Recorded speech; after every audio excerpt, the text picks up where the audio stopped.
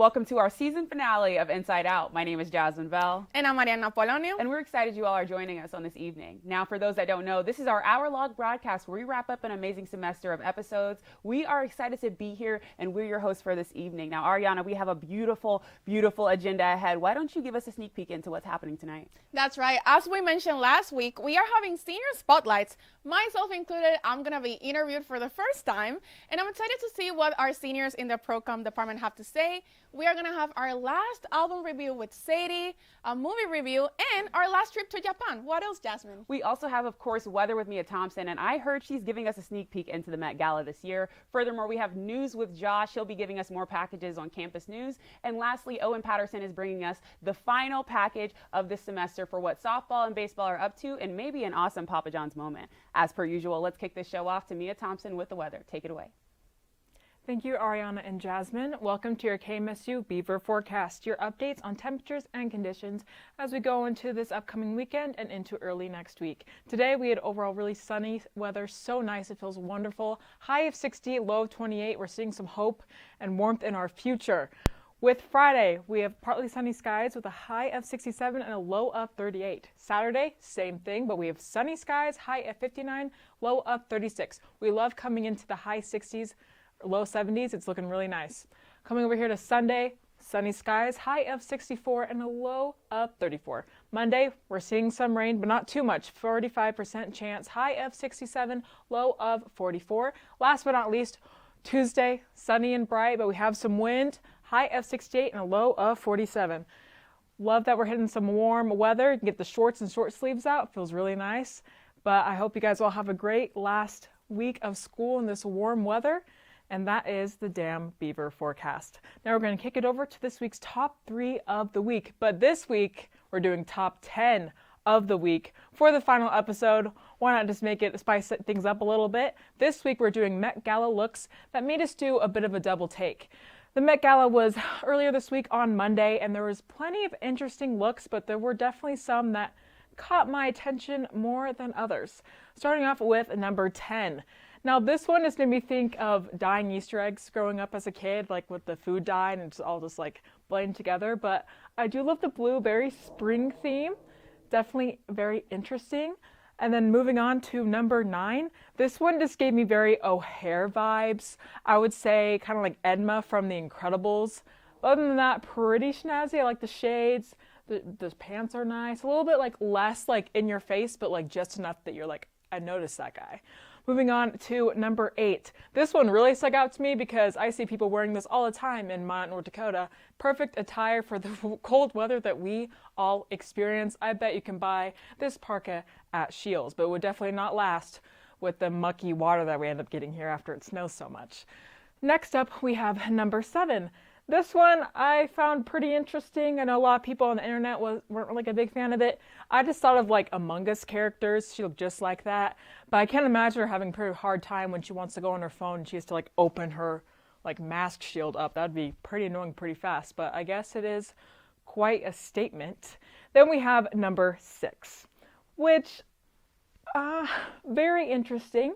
Definitely caught my eye. I don't really know who would, dress him up like this and look at him and be like, yep, this looks great. Approved it and sent him on his way. I don't really know why, and we censored it for obvious reasons. Next up, we have number 5. Now, this one made me laugh really hard because I don't know if any of you guys have seen SpongeBob, but that specific episode where they're all like really tan and they have like that obsession and they just turn like kind of a similar color to this, but very much like leathery. That's what I thought of when I looked at this. And you can already see that he just looks very uncomfortable and he can probably barely even bend his knees. And I bet it was pretty hard to go to the bathroom, but I would sweat so much in that outfit. Next up, we have this one. I think it's kind of cool, very, very much a statement. I like the colors. I'm kind of confused what's really going on, but they would make great neck pillows on your next flight. So I guess there's one thing I would use for that.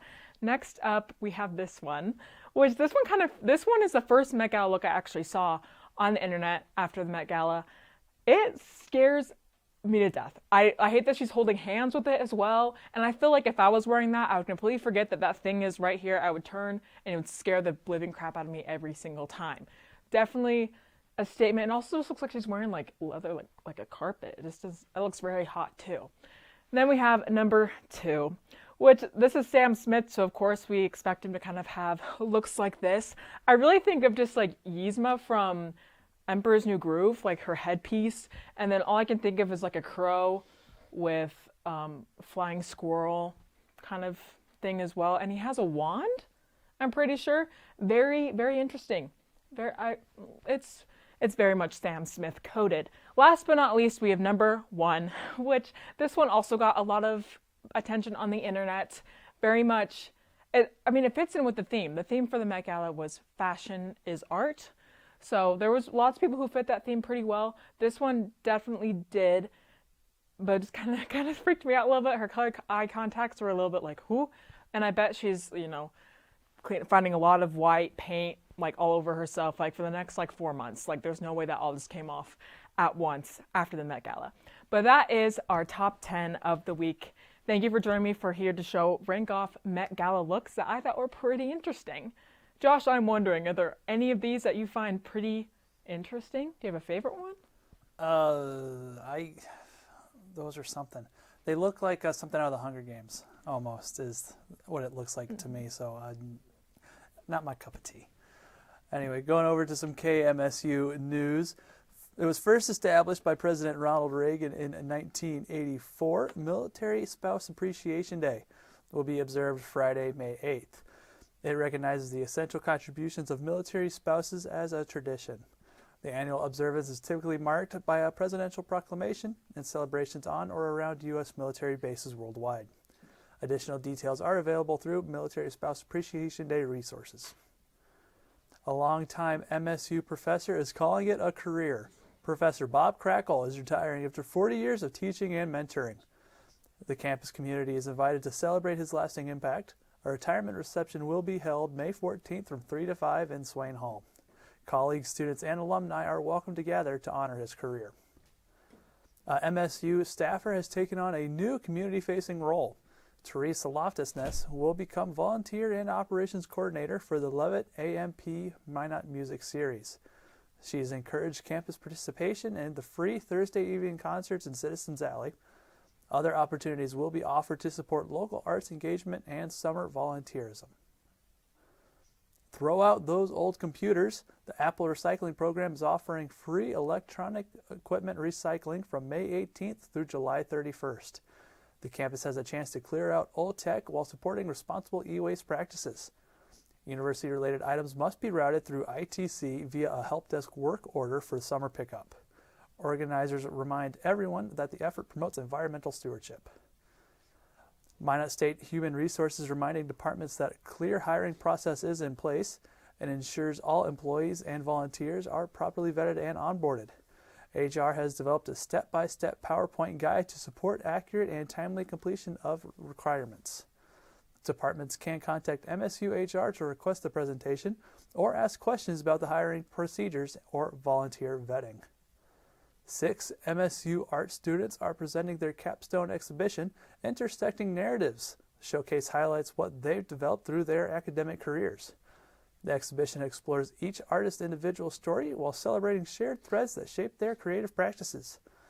An opening reception is set for tomorrow at 6:30 through 8 at the Northwest Arts Center. Talks will begin at 7, offering an insight into their artistic development and capstone experience. Graduation is a week from tomorrow in the MSU Dome. We'll be saying goodbye to an amazing class of seniors, some of which we'll be interviewing today. The event starts at 10, but if you can't make it, there will be a live stream. Keep an eye out on MSU socials for that link. We're now going to send it over to Jasmine, who's interviewing one of those seniors, our very own Arianna.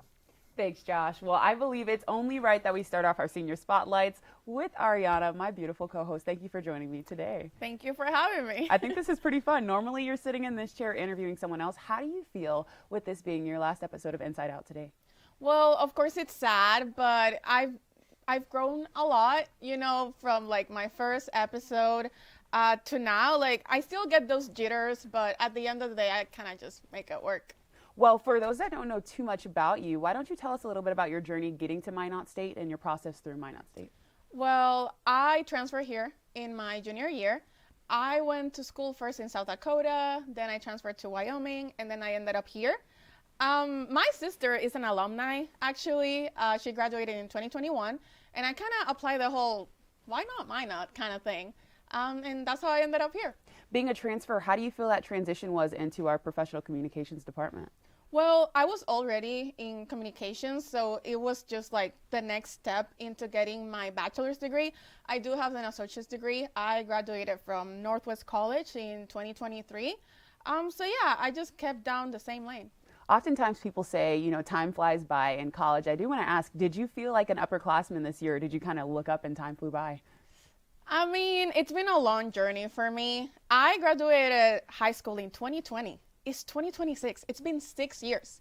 And, you know, it was the pandemic in 2020. I took a year to figure things out. And then I did school for 2 years, worked for 1, and then I'm back. And that's how the 6 years counted. But yeah, I mean, I'm happy to be reaching the end of the line. And yeah. When you first came here, would you say your career goals have shifted over the past few years that you've been here? Have they maybe gone a little further than you thought they would have? The program here is good. I've definitely grown out of my comfort zone.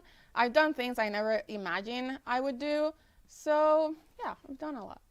Do you have any highlights you would say over this last few years that you've been here? Maybe something that really started it all for you, maybe for that passion past your career here? Well, I didn't know what I wanted to study. I started out off as a biology major. And during my second semester, I did really well in a speech class. I actually cried on my first speech, but it was a good class. Like, surprisingly, I did good in public speaking, and my professor got me aside, and she was like, maybe you should go into a major more connected to like media. And yeah, and that's how and I've never looked back ever since. Well, Arianna, I just want to say on behalf of our entire crew, we have appreciated you on the show, your hard work and dedication. We're excited to see where you go from here. I want to say thank you for joining me today. Thank you for having me. Well, we've got a lot left on today's show, so sit tight and we'll be back after this break.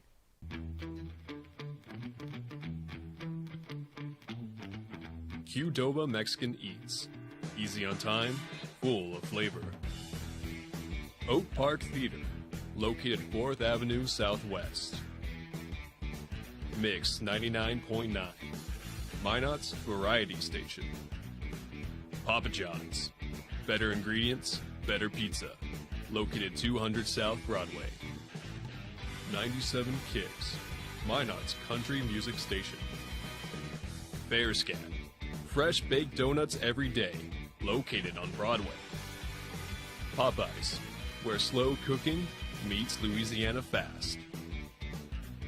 9:10 a.m. KCJB, Minot's news station.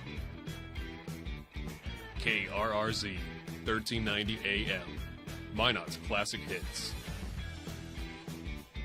SRT Communications, specializing in all of your phone, internet, cable, and security needs. Z94, today's hit music station. Nice Impressions, located in downtown Minot. Fiancé, specializing in all of your prom and wedding needs.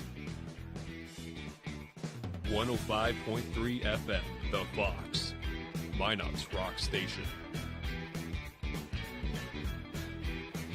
Minot State University, be seen, be heard.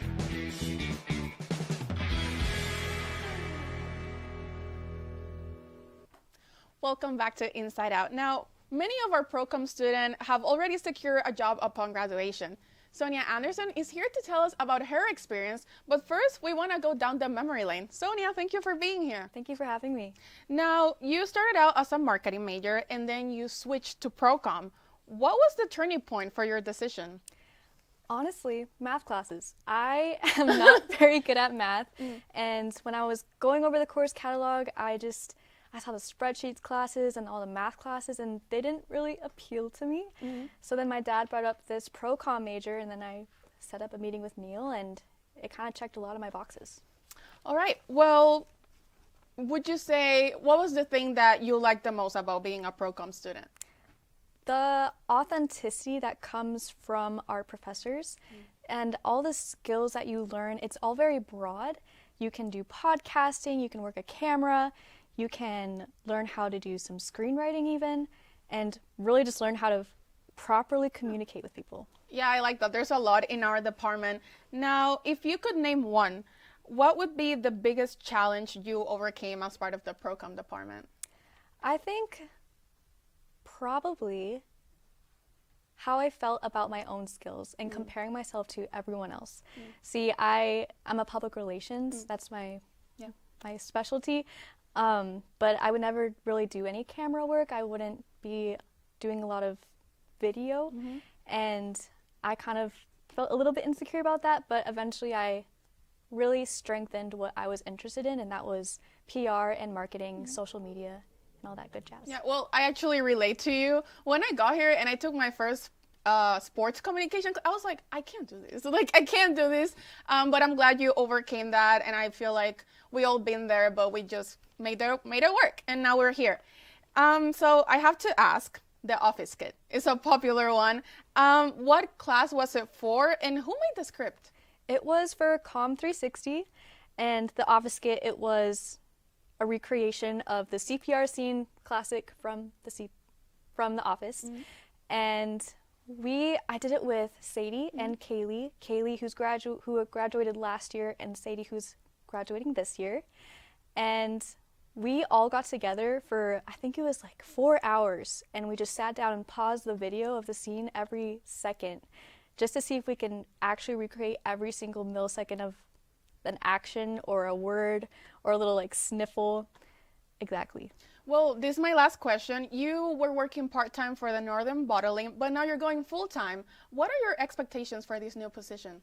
That's a good question. I am hoping that I get a little bit more responsibility. I think I've been able to adapt to the organization and the people that work there, and working under my boss has been awesome. He's an awesome person to work under, and I'm really excited to see what happens next. Well, we wish you the best, and sadly that's all the time we have. But thank you, Sonia. And now, congrats on graduating, by the way. We are going to kick it over to this next package that will take you to Disney, but not the one in Florida, Disney Japan. Take it away, Aina. VG Japan final episode. I went to magical place Tokyo Disney Sea during the winter break.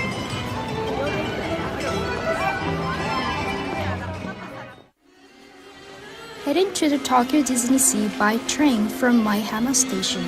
It runs in Sakura in the Tokyo Disney area and also stops at official hotels. The decoration in the train features Stella Lou, the popular little bunny. It was during the New Year season, so they got some special decorations and limited edition stuff. It ends in 2 weeks right after the New Year, so I think generally it's such a special month to visit there. After they open, some Disney friends are waiting for you in the entrance. Now, we are walking to the American waterfront to have breakfast. New York Deli is a counter service sandwich shop located in the New York area of the Mediterranean Harbor. I got a Reuben sandwich and little Reuben mochi. It was $10 in total. It's a pretty good deal.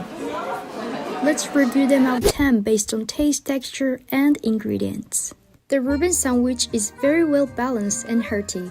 It uses salted cabbage instead of sauerkraut, so it tastes a bit different from the traditional one, but it's definitely worth a try. This green bean mochi has been popular since it was introduced, and it comes in 3 flavors, perfectly sweet and chewy. It's a must-try when you visit. Now, heading out to the spring, it is a new area that was recently opened. It comprises 3 distinct areas recreating the worlds of the Disney films Peter Pan, Frozen, and Tangled. After you pass the gate, you will see these photogenic rock carvings. We are waiting in line for Tangled. Wait times for new or popular rides are usually over 2 or 3 hours, so I recommend going during lunch or dinner time or while outdoor shows are happening.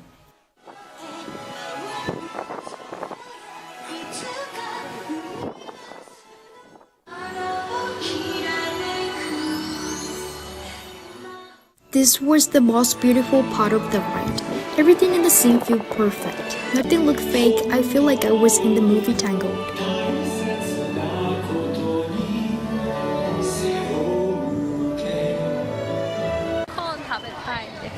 Next, we headed to the Frozen ride. The wait was around 2 or 3 hours, which wasn't too bad. We kept ourselves entertained by checking out all the detailed decorations inside. The ride was longer than Tango and followed the first Frozen movie really faithfully. I especially loved how it moves it back and forth a lot, and there's some small jumps. Even though they all speak Japanese, the attraction never gets boring.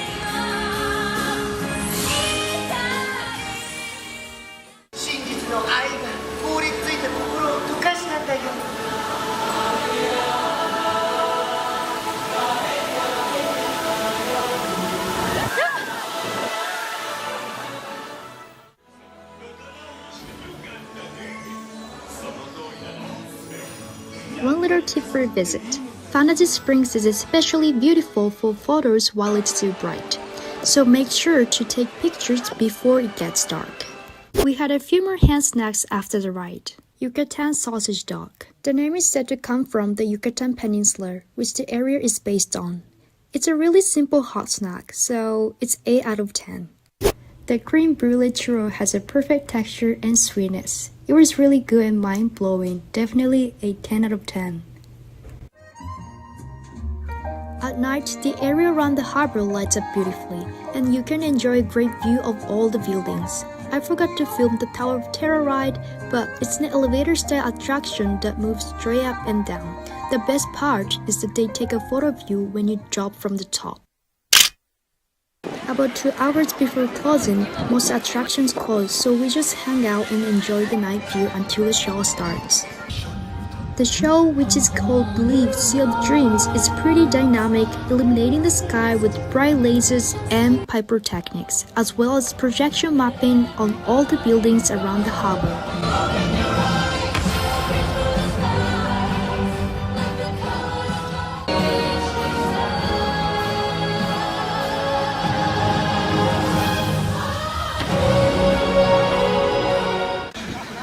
Thank you so much for watching the final episode of Visit Japan. I hope this series helped you discover more about Japan.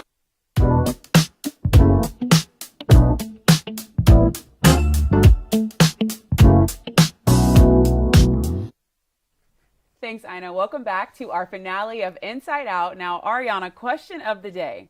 Is senioritis hitting you this semester? Definitely, Jasmine.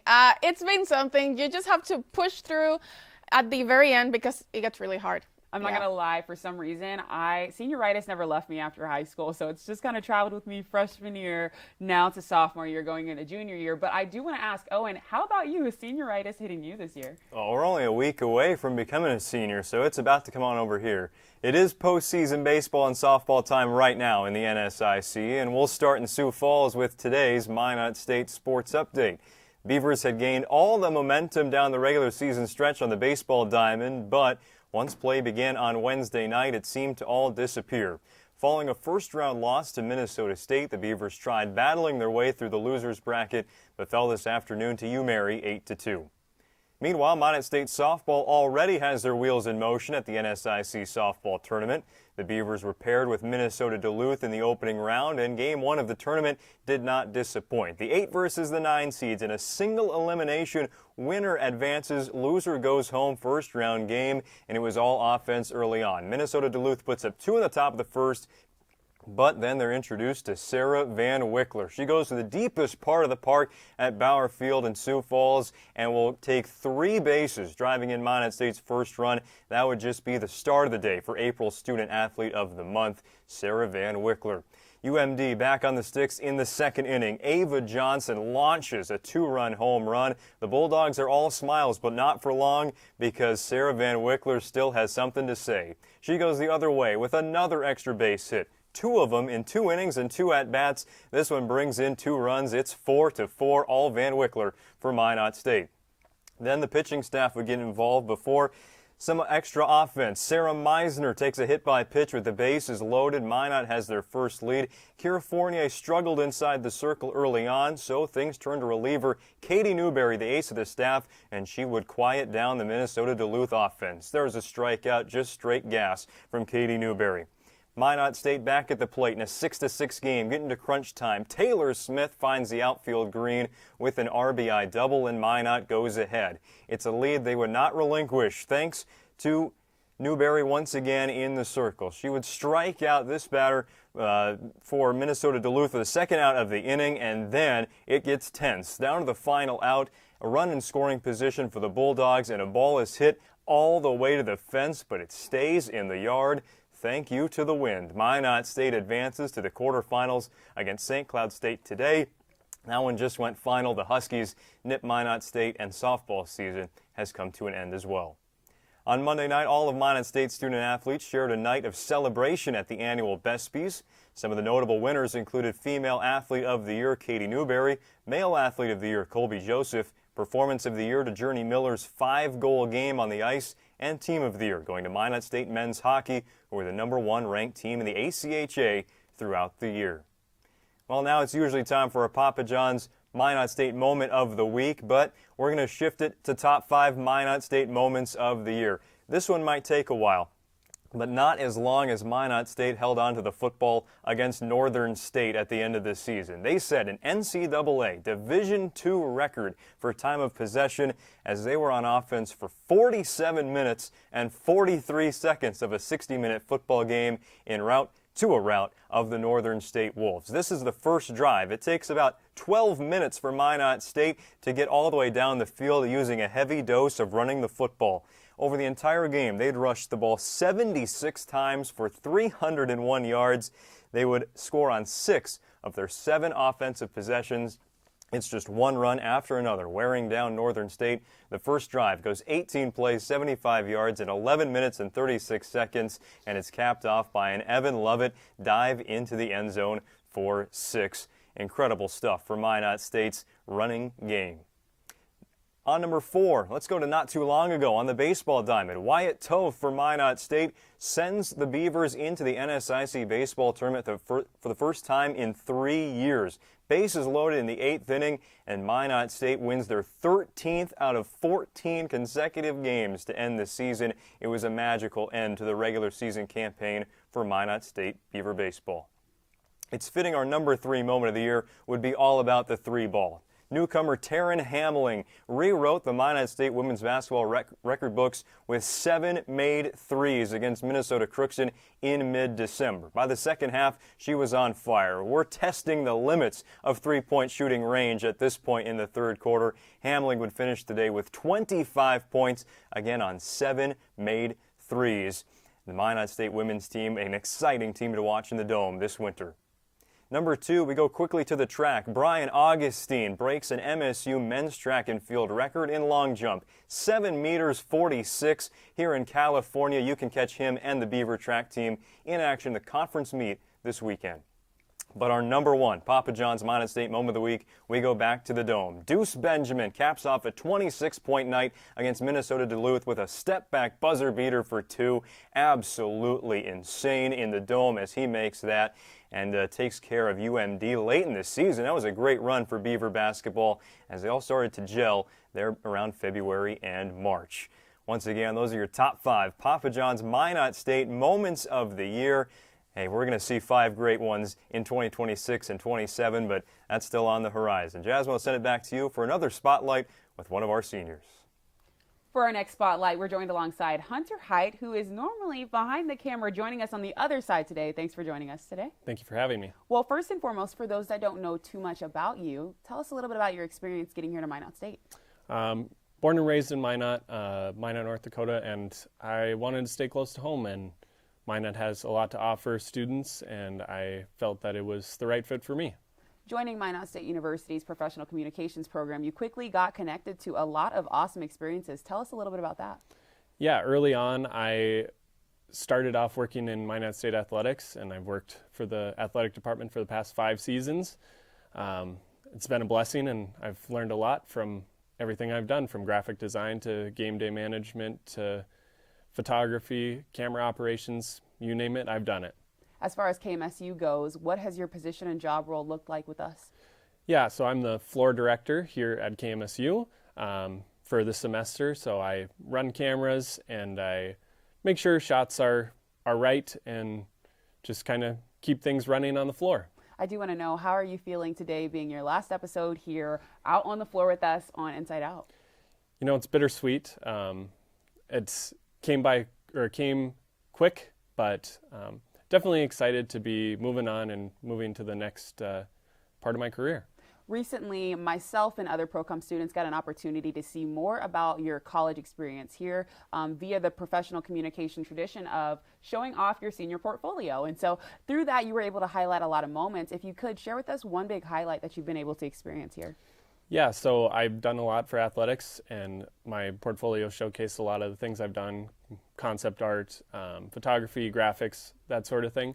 But one of my highlights is I've gotten to travel with our men's and women's hockey team to the national tournament for the past 4 seasons. So being able to travel with them, go to St. Louis, go to Boston, see them win national championship, that's kind of been my highlight throughout my career. Taking all of your experiences that you've gained here, what does the future look like for you? Well, I'm hoping to get into grad school and continue in athletics, whether it be collegiate athletics or professional athletics, but just staying in the creative side of marketing, sports, athletics, graphics, that sort of thing, just creating brands and helping improve brands. Lastly, for any freshmen coming in that may feel apprehensive or nervous about our professional comm department, any suggestions or advice for them?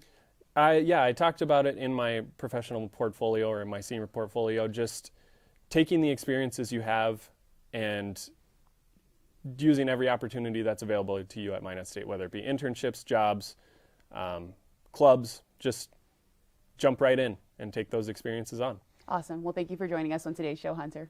Thank you. Furthermore, again, we're just getting started with today's show. We're getting ready to send it off to our final package of album review with our senior director, Sadie Lynn. Take it away.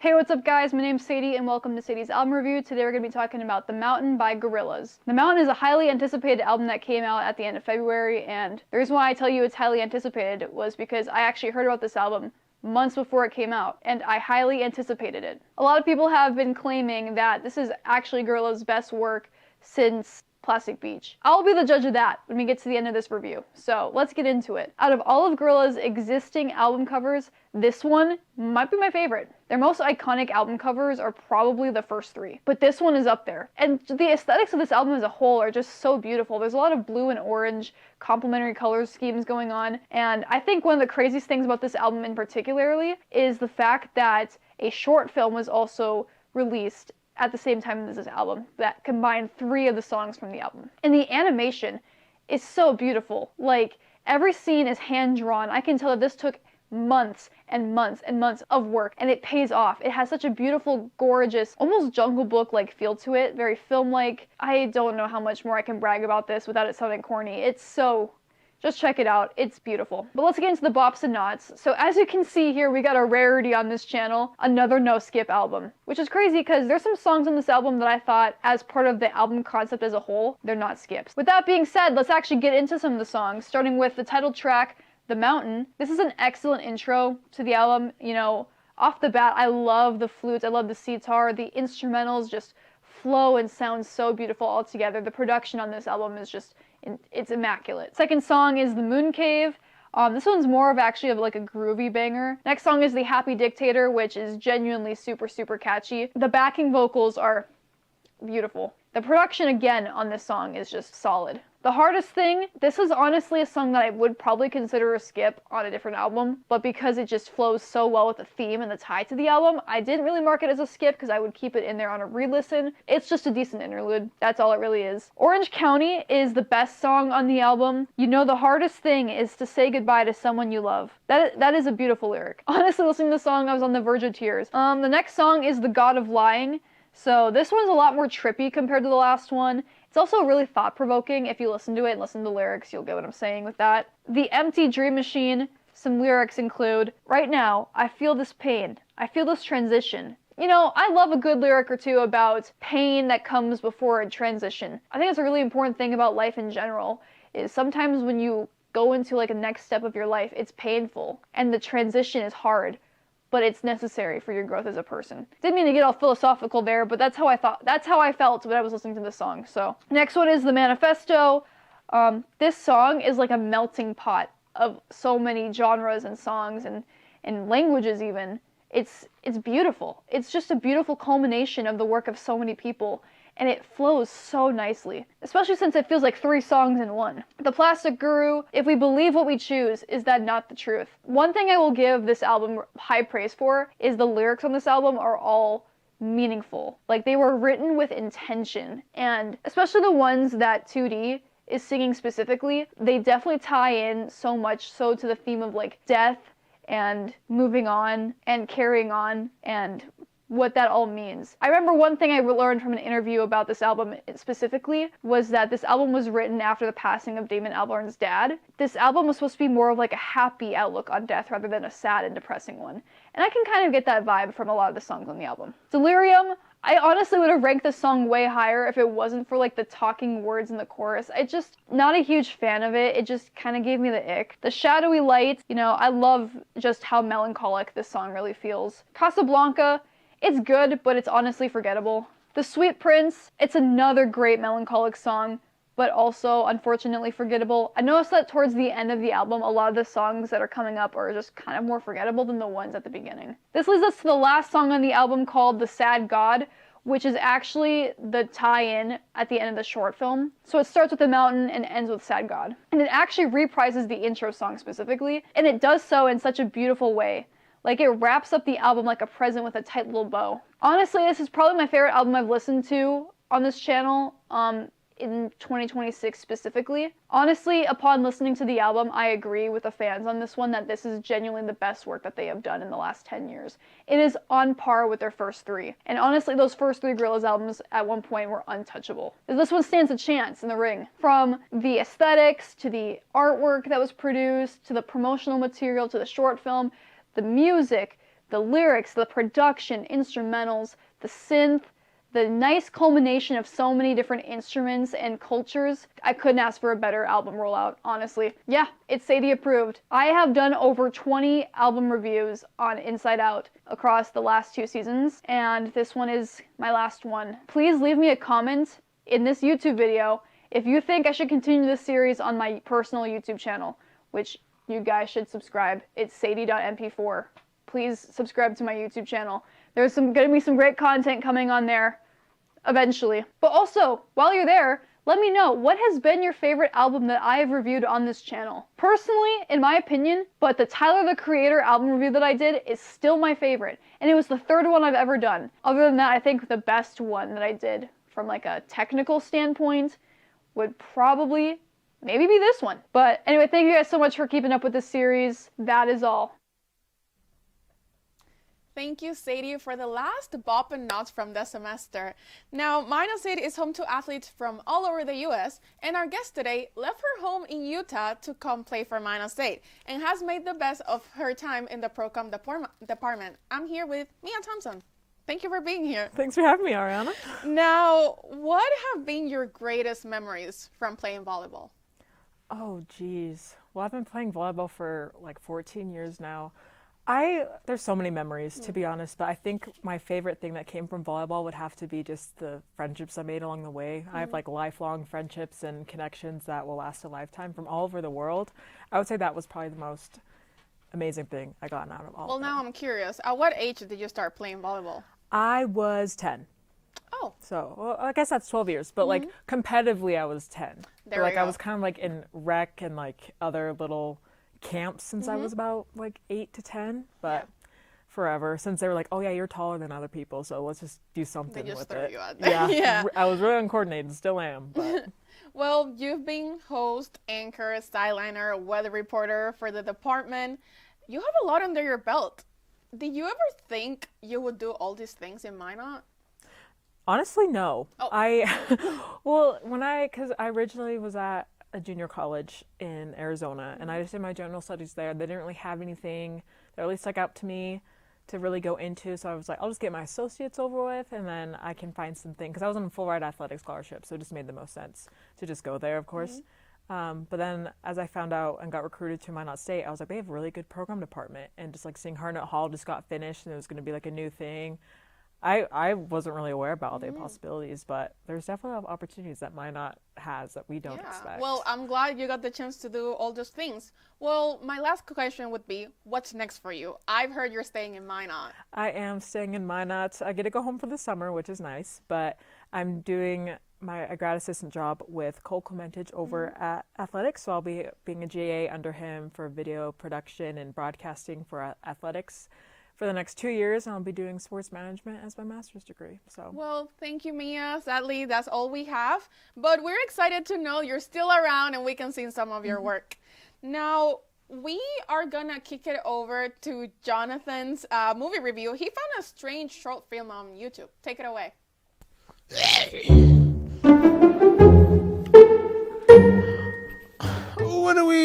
Hello, everybody. Today, well, what are we doing? Another movie review. And my name is Jonathan. And the movie we're doing today is what we called Discord Mods Are the Worst. Now, technically, this is not an actual film. This is a short film done by, the infamous and/or famous Meat Canyon, depending on what you know of him. Couldn't give yourself a little reward. Yeah. If it's Meat Canyon. If you've seen his stuff, you know what it's like generally. All right, go ahead. Surprisingly, this was not like that. This was a multimedia short film.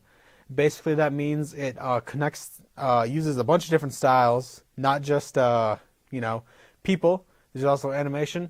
A lot of puppets. It's mostly puppets, let me tell you. A lot of puppets.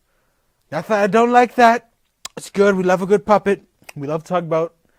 Tugboat is this green basset hound-esque creature who morphs from puppet to deformed walking human. It's actually a very funny bit, but we're not going to get into that right away. So, what is this short film about? I normally don't do summaries, but I feel like for as insane of a plot as this short film is, you kind of need to know. So it begins with our main character, who I'm assuming is just Meat Canyon, aka Hunter. Like, it's supposed to be him IRL, and he's like, grooming is not the word I'm looking for. He's catfishing people. He's not grooming people on Discord. He's catfishing people on Discord. And he's like, I'm going to pretend to be a girl and get with them. And that's, like, his whole thing is eventually a creepy Discord mod. Woodawee shows up to his house and starts being creepy towards him. Woodawee. And hijinks ensue. I'm not going to tell you all the hijinks that ensue because it's pretty funny, but there's a jar, and if you know, you know.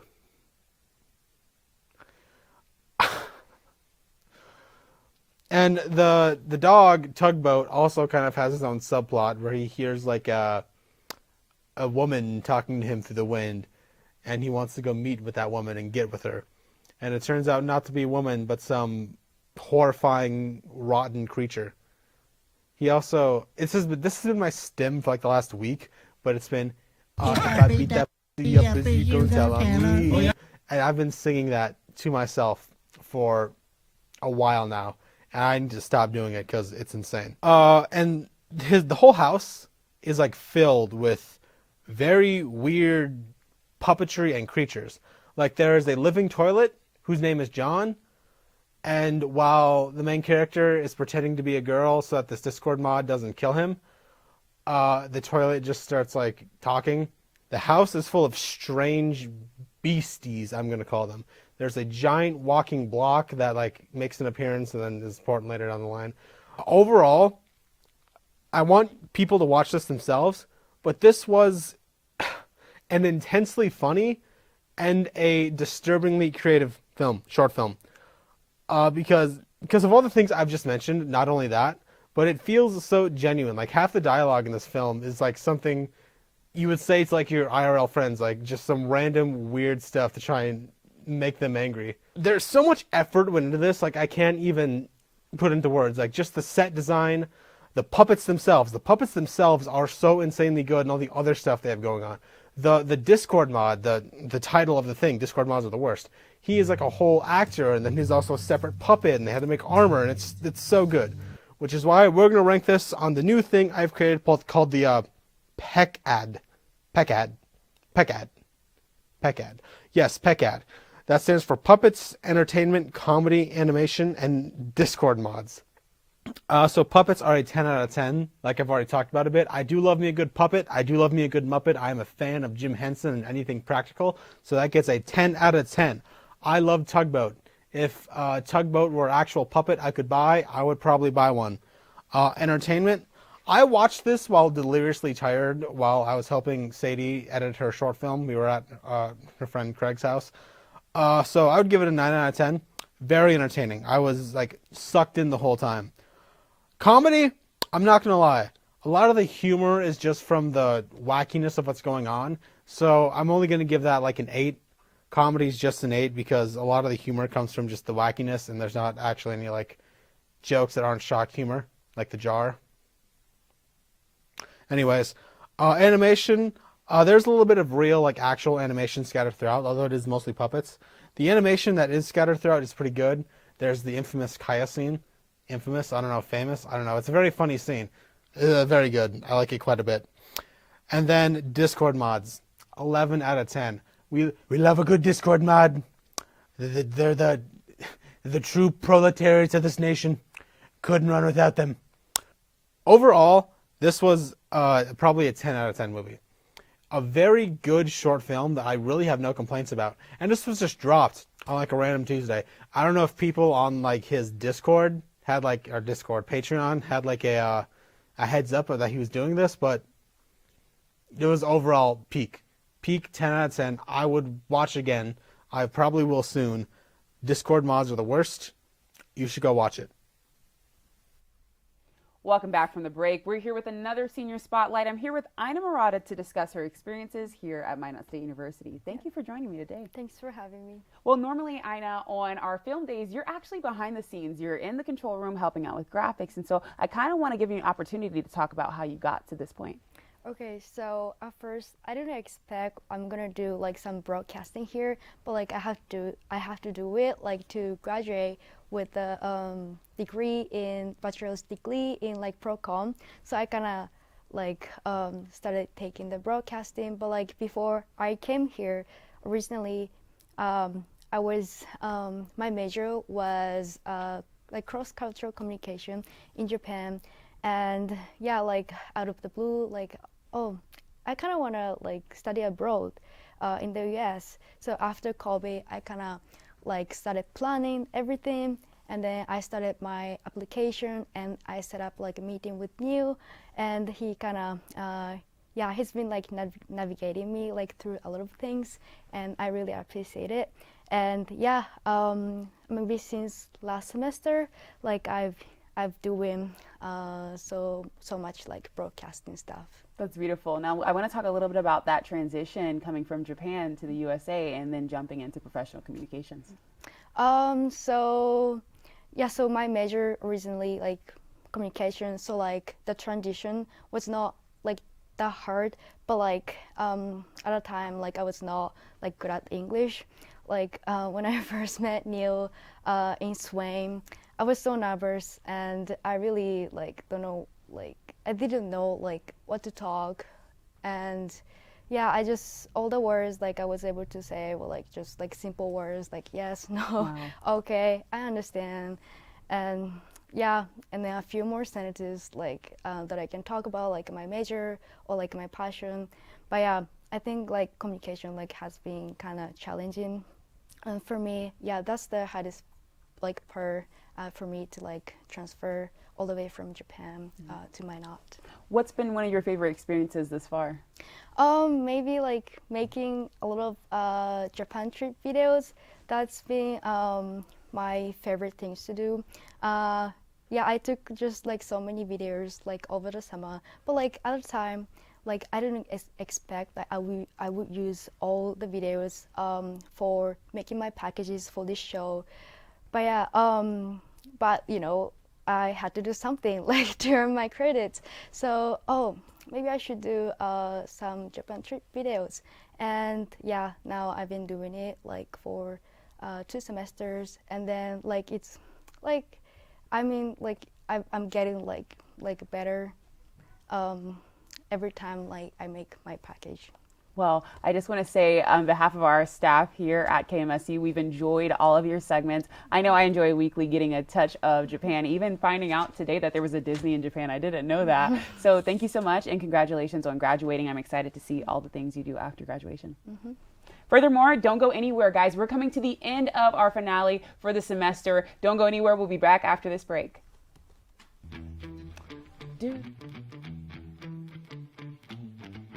Qdoba Mexican Eats. Easy on time, full of flavor. Oak Park Theater, located 4th Avenue Southwest.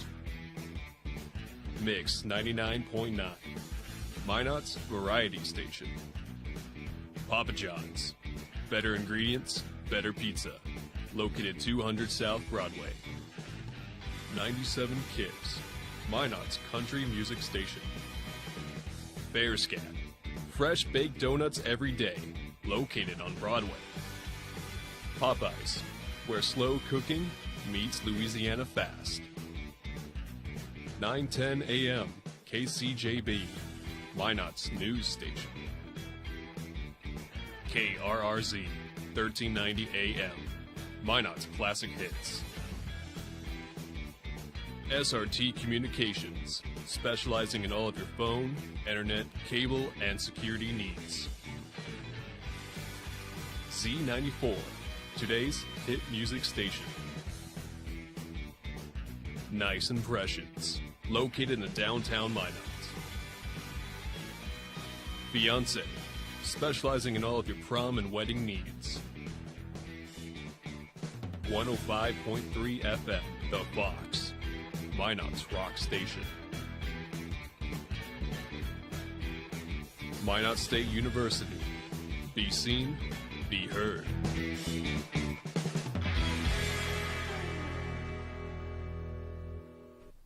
A pillar of KMSU, an award-winning photographer, my best friend and graduating senior, Sadie Lynn. Most well known for her photography and videography. Sadie, thank you so much for being here. Thanks for having me, Jonathan. So first and foremost, I know photography is very, very important for you. How did Minot State influence your career? In photography specifically? In photography specifically. You know, I actually didn't know what I wanted to do with my life. You know, I kind of struggled forever trying to figure out what I was going to do.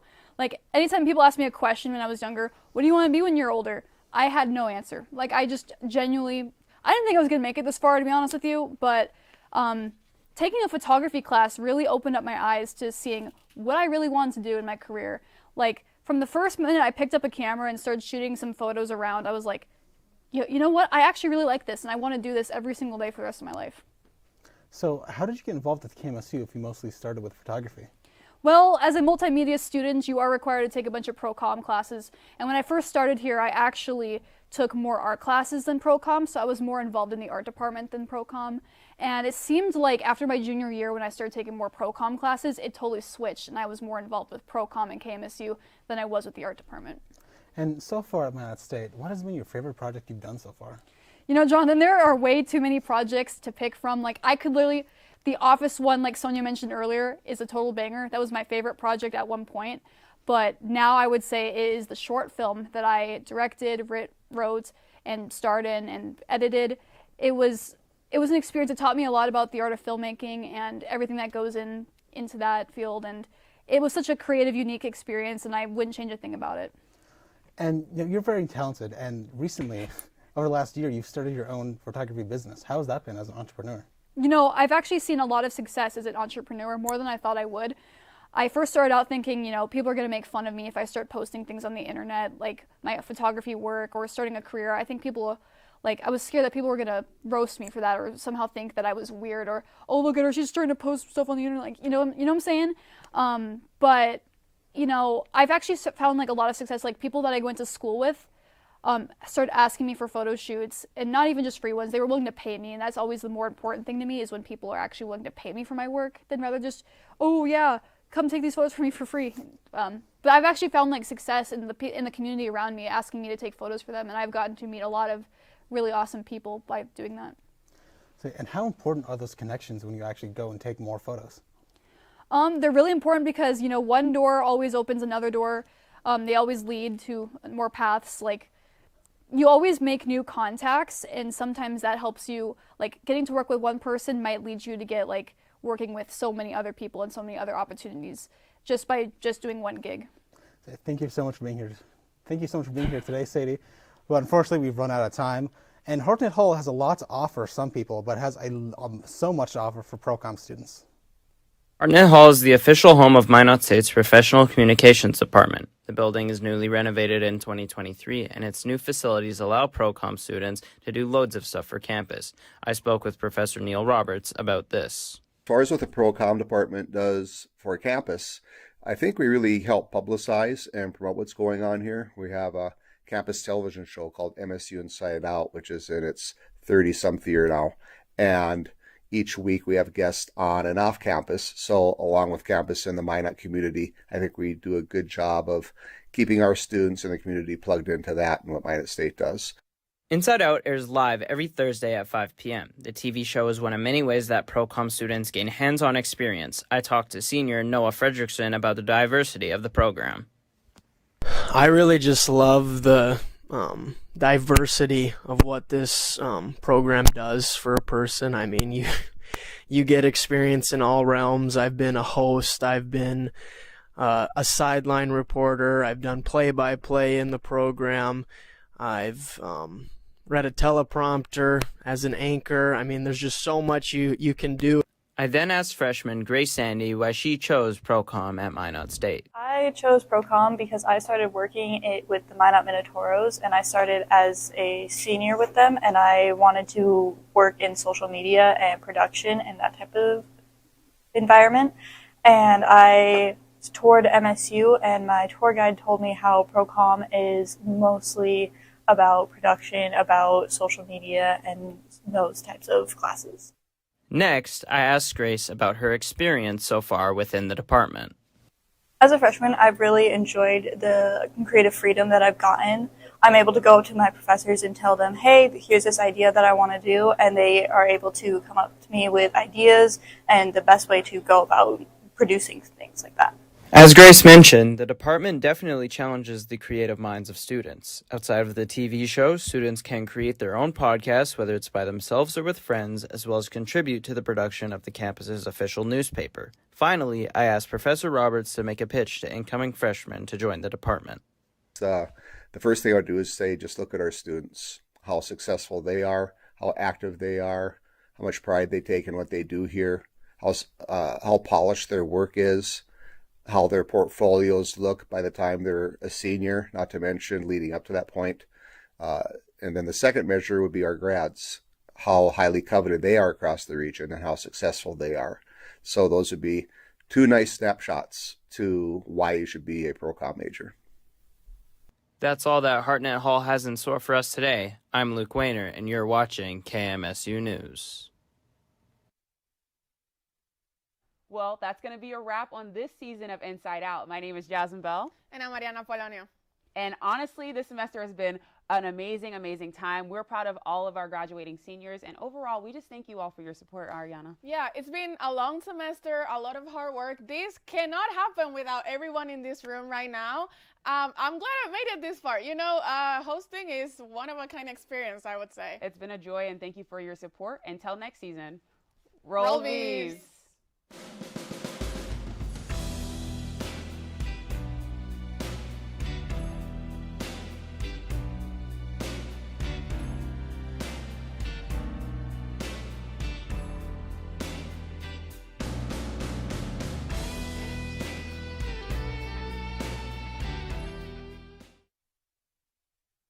Hey guys, it's me, Sadie. I'm the director and producer of MSU Inside Out and a manager of KMSU.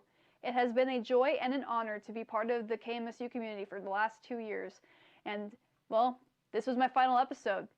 Thank you guys so much for watching KMSU and supporting the show. Did you guys know that MSU Inside Out has actually been around for 30 years? That's pretty crazy. As a KMSU manager, one of my jobs has been to archive the broadcasting department's extensive library of old VHS tapes. There is decades worth of content created by students that I think is important for everybody to see. So when those videos are all finally digitized, they will be uploaded to a KMSU archive channel, so stay tuned and be on the lookout for that. In the meantime, enjoy my final parting gift, which is one of my favorite videos that I found so far, a 1990s MSU Broadcasting Department recruitment tape. Enjoy.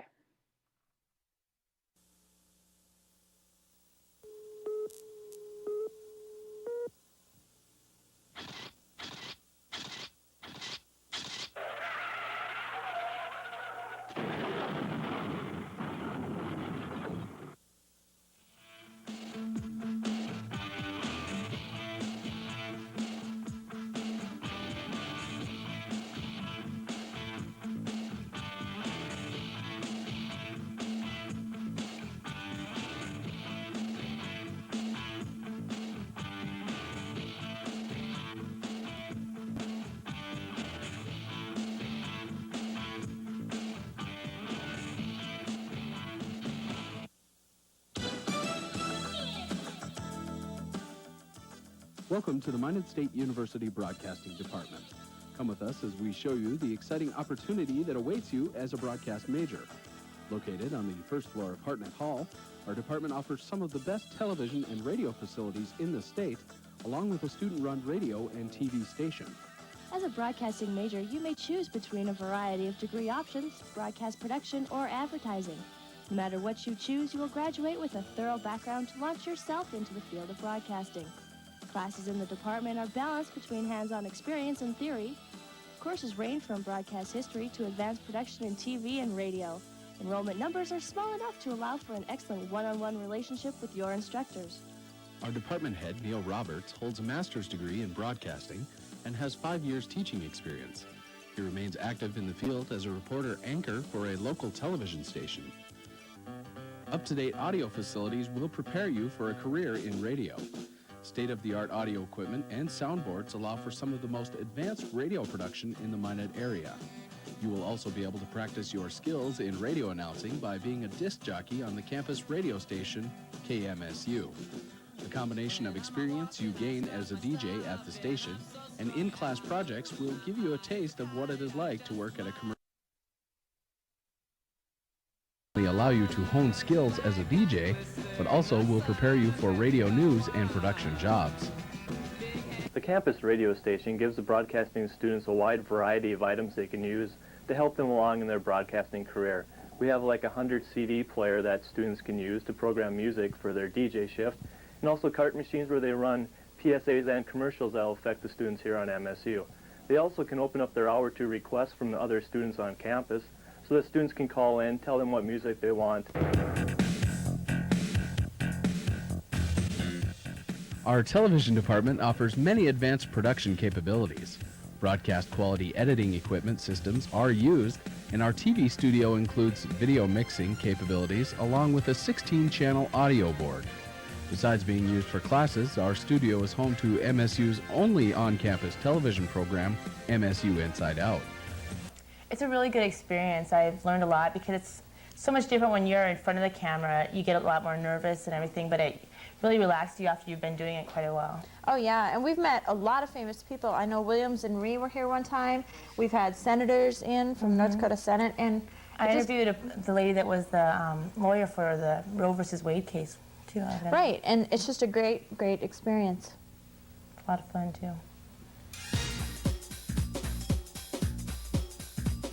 The department is also home to Cable Access Channel 19, which runs on the TCI cable system. This access allows for an unlimited range of programming options.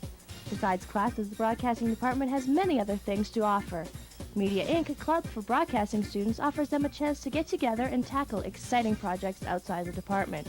By doing projects for the surrounding community, the club raises money for the department and other outside activities. Students also work together to produce several university sporting events, which gives them experience in play-by-play announcing and live productions. Down, Beavers. Beaver in the end zone, 1 yard. Yeah, I've enjoyed doing the football games a lot. It's great practice. It's great fun. It's going to be really useful for me for what I want to do with my career. Yeah, I've also got a lot of use out of the program too, especially in terms of TV production, which is what I want to go into when I get done here, directing and producing TV shows, and hopefully even film at some point. And this department's taught me numerous things that are going to help me further my career. The city of Minot and the surrounding area offer vast opportunities for an excellent internship program. 2 full-service TV stations and 9 commercial radio stations are just a start. The department has had 100% graduate placement in the past 3 years, and 40% of its present majors are currently working part-time in the field. You know, working at a local TV station has really helped my studies here at Minot State. Since I joined the broadcasting department, I earned this job, and it just seemed to tie it all together for me. I'm really one of the lucky ones, and it's really helped me a lot with school. Working at a local radio station, I've gotten a better feel for how things actually work. And I don't think had I not gone to Minot State University, I wouldn't have the chance to work at a station while going to school, so I wouldn't have this practical experience when I graduate. As a part of the Minot State Broadcasting Department, you will be able to jump in with both feet and take advantage of one of the most well-rounded communication degrees available in the state. A broadcasting degree from Minot State will prepare you for a lasting career in one of the most exciting fields in today's workforce.